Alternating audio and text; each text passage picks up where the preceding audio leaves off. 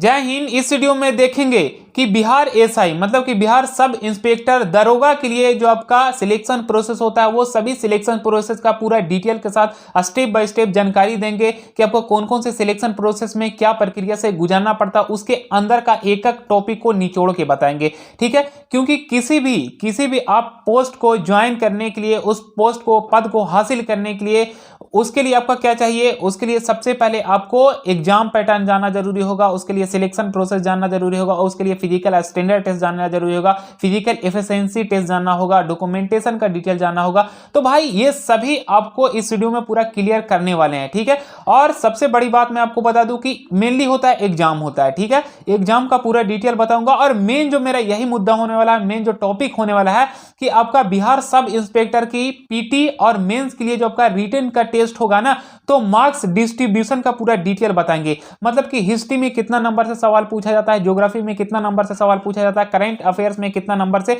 सवाल पूछा जाएगा, आपका इकोनॉमी में कितना नंबर से सवाल पूछा जाएगा, पॉलिटी में इतना नंबर से सवाल पूछा जाएगा, चाहे प्री हो या मेंस की हो, सभी परीक्षा का और जितना भी आपका परीक्षा होता है, जितना प्रोसेस होता है, उसका पूरा मार्क्स डिस्ट्रीब्यूशन बताएंगे और सिलेक्शन प्रोसेस का पूरा डिटेल बताएंगे। इसीलिए मैं यहाँ पे डायरी में ऑलरेडी नोट कर लिया हूं, इसे देखने की भी आवश्यकता पड़ सकती है। तो देखिए, सबसे पहले मैं आपको बता दूं, बिहार सब इंस्पेक्टर के लिए आप जान रहे हैं कि लगातार वैकेंसी आ रही है। आपका इस बार भी अभी पेपर का कटिंग में मैं आपको पढ़ा था, तो इस बार भी आपका भर्ती जल्दी में शुरू होने वाला है, मतलब कि नोटिफिकेशन आउट किया जाएगा, लेकिन ये पेपर में दिया गया है, ऑफिशियल वेबसाइट पे नहीं। क्योंकि अभी आप जान रहे हैं कि आपका पीटी वाला का अभी रिजल्ट आया है सब इंस्पेक्टर की, बिहार सब इंस्पेक्टर की, तो ये आपके लिए बेस्ट अपॉर्चुनिटी है, क्योंकि लगातार ये वैकेंसी आई है दरोगा के लिए वैकेंसी, इसमें आप अप्लाई कर सकते हैं। और इसमें जो आप रेलवे ग्रुप डी या अदर कोई भी जॉब के लिए तैयारी करते हैं, अगर इसमें भी आप फोकस करेंगे और फिजिकल आपका तगड़ा रहेगा, तो जाहिर सी बात है सब इंस्पेक्टर में भी आपका सिलेक्शन हो ही जाएगा, अगर जो हिसाब से वैकेंसी आ रही है। ठीक है, तो चलिए समझते हैं पूरी डिटेल के साथ। तो फर्स्ट ऑफ ऑल मैं आपको बता दूं कि पहला जो आपका सिलेक्शन प्रोसेस होता है सब इंस्पेक्टर में, वो आपका होता है प्री होता है, जिसे बोलते हैं प्रारंभिक परीक्षा बोलते हैं। ठीक है, दूसरा आपका होता है ये, इसमें जब आप पास करेंगे तो उसके बाद आपको बुलाया जाएगा मेंस के लिए, जिसे मुख्य परीक्षा बोलते हैं। उसके बाद आपका होगा पीईटी, जिसे फिजिकल एफिशिएंसी टेस्ट बोलते हैं, जिसके इसी के अंदर आपका पीएसटी भी हो जाएगा, फिजिकल स्टैंडर्ड मतलब हाइट वेट चेस्ट सब कुछ मापा जाएगा। ठीक है, उसके बाद आपका मेनली यही आपका 3 सिलेक्शन प्रोसेस होता है। उसके बाद आपका मेरिट में नाम आएगा, इस तरह से आपका सिलेक्शन हो जाएगा। इसके अलावा तो और भी है प्रोसेस, जैसे में डॉक्यूमेंटेशन, मेडिकल, तो भाई इसमें मेहनत थोड़ी नहीं करने की जरूरत, ये तो बनवा के लेके जाना है। लेकिन मेन जो होता है वो मैं आपको बता दिया कि पहला पीटी होता है, उसके बाद मेंस होता है, उसके बाद आपका होगा आपका फिजिकल एफिशिएंसी टेस्ट हो जाएगा। तो पहला जो आपका पीटी का एग्जाम होगा वो आपका 100 क्वेश्चन इसमें रहेगा, और प्रत्येक जो क्वेश्चन होगा वो आपका 2 अंक के होगा, मतलब 100 क्वेश्चन और 200 मार्क्स का होता है। ठीक है, और इसमें जो सभी सब्जेक्ट से सवाल जो पूछे जाएंगे वो मैं आपको सब्जेक्ट बता रहा हूं और मार्क्स का डिस्ट्रीब्यूशन भी बता रहा हूं। भाई ये जितना भी मैं आपको 100 क्वेश्चन बताया नहीं, और कौन कौन से सब्जेक्ट से पूछे जाते हैं वो अभी सभी सब्जेक्ट बताऊंगा, उसके बाद मार्क्स डिस्ट्रीब्यूशन बताऊंगा, मतलब हिस्ट्री से इतना नंबर और करंट अफेयर से इतना नंबर, वो मैं आपको बताऊंगा। और ये आप नोट करते जाएंगे, ये इंपॉर्टेंट है भाई, आप इसे विश्वास करें या ना विश्वास करें, यही सच्चाई है, यही रियलिटी है, ये आप ध्यान से सुनेंगे।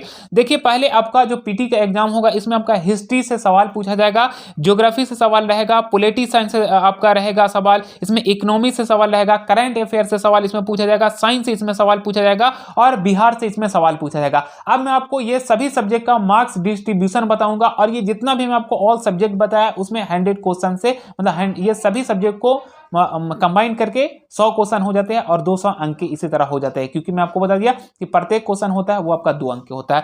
अब मैं आपको बता रहा हूं कि हिस्ट्री में जो आपका सवाल पूछा जाता है वो भाई 20 से 25 क्वेश्चन इसमें केवल आता है हिस्ट्री से। तो पीटी के लिए कितना ये अहम भूमिका ये हिस्ट्री निभा रही है, उसके हिसाब से आप तैयारी के लिए इसमें आप जुड़ जाइए। हिस्ट्री से केवल 20 से 25 कितना बच गया, 75 नंबर बच गया। 75 नंबर में और भी मैं आपको सब्जेक्ट बता रहा हूं। ठीक है, दूसरा मैं आपको बता दूं ज्योग्राफी से आपके 10 से 15 क्वेश्चन पूछे जाते हैं। नेक्स्ट आपका पॉलिटी में आपका 10 से 12 क्वेश्चन पूछे जाते हैं। नेक्स्ट इकोनॉमिक्स में कोई खास नहीं, 5 से 10 क्वेश्चन पूछे जाते हैं, लेकिन यही आपका करंट अफेयर्स में आपका 25 से 30 क्वेश्चन पूछा जाता है। सबसे ज्यादा आपका प्रारंभिक जो आपका परीक्षा होता है सब इंस्पेक्टर में, वो सबसे अधिक जो सवाल पूछा जाता है वो आपका करंट अफेयर से सवाल पूछा जाता है। और जो करंट अफेयर्स में भी सबसे ज्यादा जो सवाल पूछा जाता है वो इकोनॉमिक्स से पूछा जाता है, मतलब कि किस कहां पे क्या अभी दर चल रहा है, क्या रेट चल रहा है, जो भी आप जानते हैं उसके लिए हम स्पेशल वीडियो बना देंगे, ठीक है। तो इसमें सबसे अधिक आपका करंट अफेयर से सवाल पूछा ही जाता है 25 से 30, ठीक है। नेक्स्ट आपका साइंस, जो आपका फिजिक्स, केमिस्ट्री और आपका बायोलॉजी से सवाल पूछा जाता है। ये तीनों सब्जेक्ट को मतलब मिक्स करने के बाद 25 से 30 क्वेश्चन पूछा जाता है और बिहार से आपका 5 से 10 इस टाइप से क्वेश्चन पूछा जाता है। हालांकि इस बार जो आपका परीक्षा जो हुआ था अभी में, तो इसमें आपका थोड़ा सिलेबस से आउट ऑफ थोड़ा सिलेबस से था, क्योंकि बहुत सारे लोग बता रहे थे, लेकिन जो हिसाब से और पिछली बार आपका जो भर्ती चला था उसमें आपका मेन जो अभी बताया उसी के हिसाब से, मतलब कोई भी इसमें डाउट नहीं कि भाई आपका हिस्ट्री से 2 या 3 नंबर का आ गया, ज्योग्राफी से आपका ज्यादा आ गया, ऐसा नहीं था पिछले वाला, लेकिन इस बार आपका थोड़ा चेंज लाया गया था, ठीक है। लेकिन जो हिसाब से चल रही है प्रीवियस ईयर के अकॉर्डिंग में आपको बता दिया कि इतना सभी सब्जेक्ट से ये सवाल पूछे जाते हैं इतना नंबर के, ठीक है। ये रियलिटी है, सच्चाई है। ये अभी आप मार्क्स डिस्ट्रीब्यूशन समझे, ये पीटी के लिए। अब मैं आपको इसमें बता रहा हूं कि इसमें साइंस में आप 9th 10th और 11th 9th 10th का फिजिक्स, केमिस्ट्री, बायोलॉजी और 11th का साइंस को आपको स्टडी कर लेना है, एनसीईआरटी का बुक स्टडी कर लेना, उसके हिसाब से हो जाएगा क्लियरली, ठीक है।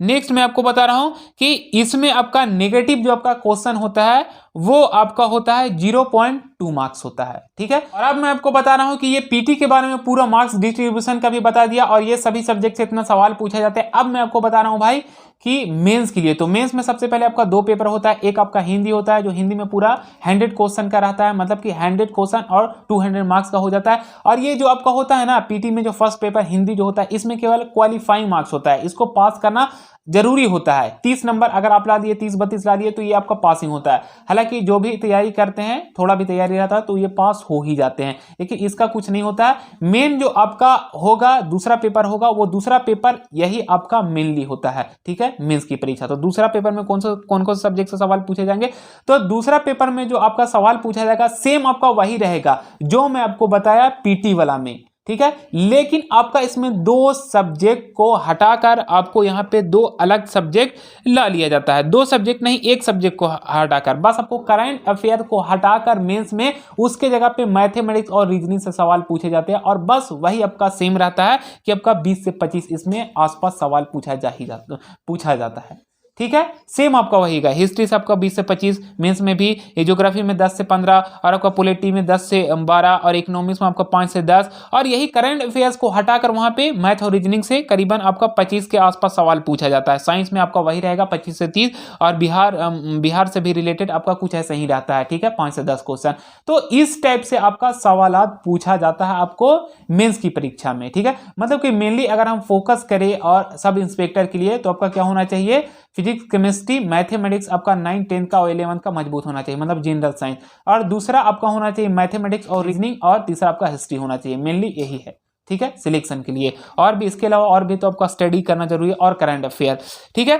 अब मैं आपको बता रहा हूं कि इसमें मेन में सीट के हिसाब से 20 गुना रखा जाता है। मतलब कि अगर आप जैसे पीटी के तो सभी बच्चे जाते हैं, पीटी के एग्जाम में सभी बच्चे जाते हैं, क्योंकि सबका हक होता है जो भी आवेदन करते हैं। तो पीटी में जैसे ही वो पास करते हैं तो उसके बाद मेंस में सीट के हिसाब से 20 गुना आपको बच्चे को वहां पे बुलाया जाता है, 20 गुना। तो भाई अगर आपका 2000 है तो वैकेंसी, तो उसके हिसाब से आप 20 गुना कर लीजिए। मेंस में अगर पीटी आप क्वालिफाई किए तो 20 गुना सीट के हिसाब से आपको बुलाया जाता है मेंस की परीक्षा में। और वही मेंस की परीक्षा को क्वालिफाई करते हैं तो उसके बाद फिजिकल के सीट में 6 गुना बुलाया, मतलब सीट के हिसाब से 6 गुना आपका बुलाया जाता है। पीटी में आपको 20 गुना बुलाया जाता है, सॉरी, पीटी जब क्वालिफाई करेंगे तो आपको मेंस में आपको 20 गुना अभ्यर्थी को बुलाया जाता है सीट के हिसाब से। और यही आपका फिजिकल में जब मेंस आप पास करेंगे तो आपको फिजिकल में आपको 6 गुना अभ्यर्थी को बुलाया जाता है सीट के हिसाब से। ये मैं आपको पूरा डिटेल बताया, ये रियलिटी है, ये सच्चाई होता है। अब मैं आपको बता दूं कि ये दोनों प्रोसेस से पास करते हैं, प्री और मेंस। उसके बाद आपका क्या होता है, फिजिकल एफिशिएंसी टेस्ट होता है। जो फिजिकल एफिशिएंसी टेस्ट आपका होता है, फिजिकल टेस्ट में रनिंग आपका 6.5 मिनट में 1600 मीटर कंप्लीट करना होता है। जो 6 मिनट में भी आप कंप्लीट करना है तो और भी आपके लिए बेस्ट है। 1600 मीटर, ठीक है। गोला फेंक भी आपका सब इंस्पेक्टर को, और इसमें सर्जेंट के लिए वैकेंसी आती है जो 20 फीट आपका गोला फेंकना होता है गोला ऐसे। और उसके बाद हाई जंप आपको सब इंस्पेक्टर के लिए 4 फीट करना होता है, और सर्जेंट के लिए आपका 4.5 फीट करना जरूरी होता है, क्योंकि सर्जेंट और सब इंस्पेक्टर दोनों पोस्ट सेम होता है, दोनों सभी इंस्पेक्टर होता है, लेकिन इसकी ड्यूटी में थोड़ा सा डिफरेंस होता है, ठीक है। सब इंस्पेक्टर के लिए जो वैकेंसी आती है वो आपका फील्ड में होता है, और सर्जेंट सब इंस्पेक्टर के लिए जो आपका बहाली होता है वो आपका हेड क्वार्टर में उसको रखा जाता है। इस पोस्ट को सब इंस्पेक्टर रहते हैं हेड क्वार्टर में। इस पे हम अलग से वीडियो आपको बना देंगे कि सर्जेंट और सब इंस्पेक्टर मतलब दोनों में सभी इंस्पेक्टर है तो उसकी क्या मतलब पद के हिसाब से क्या ड्यूटी वर्क वगैरह रहता है, ठीक है। और यहाँ पे हाई जंप के बारे में समझ गए। लॉन्ग जंप आपको सब इंस्पेक्टर के लिए 12 फीट करना होता है, और सर्जेंट के लिए आपका 16 फीट करना जरूरी होता है, ठीक है। इसमें आपका थोड़ा मतलब अधिक आपका हो रहा है, ठीक है, क्योंकि 12 फीट आपका सब इंस्पेक्टर में लॉन्ग जंप करना होता है, और 16 फीट में सर्जेंट सब इंस्पेक्टर को करना होता है लॉन्ग जंप। नेक्स्ट मैं आपको बता रहा हूँ, जनरल ओबीसी के लिए 165 सेंटीमीटर आपका होना चाहिए हाइट, और यही फीमेल के लिए 155 सेंटीमीटर होना चाहिए, और मेल के लिए ईबीसी एससी और एसटी कास्ट के लिए 160 सेंटीमीटर होना चाहिए, और मेल कैंडिडेट के लिए चेस्ट जो आपका होना चाहिए 81-86 मतलब कि 81 मिनिमम और 5 सेंटीमीटर चेस्ट का आपका फुलाव करना जरूरी होगा। और यही एससी एसटी अदर कैटेगरी के लिए उनको 79 सेंटीमीटर मिनिमम और 5 सेंटीमीटर चेस्ट का फुलाव मतलब कि 84 सेंटीमीटर, ठीक है, फुलाकर। तो ये जो मैं आपको बताया ये रियलिटी है भाई, सच्चाई है, और ये सब इंस्पेक्टर के लिए 2022 में जल्दी बहाली आने वाली है। तो ये अब आपको कैसे तैयारी करना है वो आप अपने हिसाब से समझेंगे और सोचेंगे, ठीक है। इसमें आपको अगर किसी भी तरह का डाउट लग रहा है तो आप हमें कमेंट सेक्शन में लिख सकते हैं, फिर हम नेक्स्ट क्लास मिलेंगे। जय हिंद जय भारत।